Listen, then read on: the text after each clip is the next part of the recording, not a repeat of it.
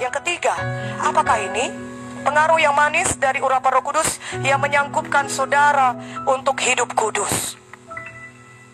Tanpa pertolongan Roh Kudus, saudara akan hidup seperti orang-orang lain yang tidak punya batasan-batasan. Saudara akan menyerah kepada daging saudara dan memuaskan hawa nafsu pikiran saudara.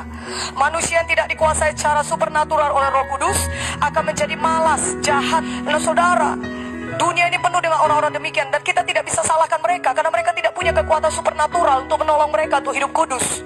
Tetapi ada orang-orang Kristen yang tidak membiarkan dirinya dikuasai oleh Roh Kudus. Maka apa yang menguasai mereka? Daging mereka, nafsu mereka, indera mereka, dan dunia menguasai mereka, saudara. Dan lebih parah, setan-setan mulai merasuki mereka, saudaraku, sehingga mereka hidup mereka jahat, malas, tidak pernah rajin, malas selalu. Itu tanda daripada kita tidak dikuasai Roh Kudus. Itu berarti kita dikuasai nafsu, dikuasai indera kita. Kalau kita sudah mulai malas berdoa, malas baca firman, malas menginjil, itu tandanya tidak dikuasai Roh Kudus. Kita harus membiarkan diri kita dikuasai oleh Roh Kudus. Dulu pun kita hidup mengikuti jalan dunia ini dan menuruti kehendak daging dan pikiran kita yang jahat, sama seperti orang-orang lain. Efesus 2 ayat 2-3. Nah saudara, ketika kita tidak di bawah pengaruh yang manis dari Roh Kudus, kita akan menjadi objek pengaruh dari setan yang akan membuat saudara melakukan semua dosa kehendak daging. Saudara, kalau kita tidak membiarkan diri kita dikuasai Tuhan, kehidupan Tuhan, Zoe atau Roh Kudus, saudara, tidak kita biarkan menguasai kita, maka apa yang menguasai kita? Kehendak daging, pengaruh setan yang membuat kita semua jatuh dalam dosa kehendak daging. Semuanya, entah apapun itu, malaskah. Tetapi kalau pengaruh Roh Kudus ada dan kita biarkan mempengaruhi kita, akan membuat kita menjadi kudus, menjadi spesial, dan menjadi berbeda. Berbeda dari orang dunia ini. Tetapi kalau anak-anak Tuhan tidak membiarkan diri mereka dikuasai Roh Kudus, maka mereka juga bisa jatuh ke dalam dosa kedagingan yang sama. Tidak ada di tengah-tengah. Mari biarkan diri kita dikuasai dipengaruhi oleh Roh Kudus.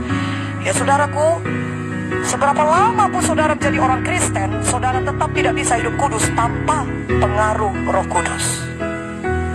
Seberapa lama pun saudara sudah jadi hamba Tuhan, gembala sidang, mengembalakan sidang, memerintahkan firman Tuhan, dan sudah sekian tahun melayani, tetap saudara tidak akan mampu hidup kudus tanpa pengaruh Roh Kudus. Itu bukan karena kehebatan kita, tapi karena pengaruh Kudus. Apa yang terjadi kalau misalnya Roh Kudus meninggalkan saudara untuk 1 hari? Saudara akan terkejut mendapati diri saudara orang biasa saja. Karena sebenarnya yang menyanggupkan kita untuk bisa hidup kudus adalah karena kuasa Roh Kudus. Haleluya. Karena itu jangan bersandar kepada diri sendiri. Biarkan diri kita dikuasai oleh Roh Kudus setiap hari, sehingga kita bisa hidup kudus. Karena itu berhati-hati, jangan pernah biarkan diri saudara tidak dipengaruhi oleh Roh Kudus 1 hari pun. Haleluya. Pertama, Roh Kudus memampukan saudara untuk menolak kehendak daging saudara. Dia mampukan saudara. Itulah dia pengaruh Roh Kudus. Disanggupkannya saudara, sehingga saudara bisa menolak kehendak daging. Saudara mungkin berpikir, ini kehendak daging ada pada kita. Kita belum mati saudara, kita masih hidup pada tubuh kita. Tidak ada di antara kita yang tidak kelihatan, masih kayak asap-asap, gak ada mata. Semua kita ada punya tubuh, amin. Karena itu ada kehendak daging itu pada kita. Tetapi kalau kita dikuasai Roh Kudus, kita mampu, kita punya kekuatan menolak kehendak daging, mematikan kehendak daging. Bayangkan itu hebatnya kuasa Roh Kudus.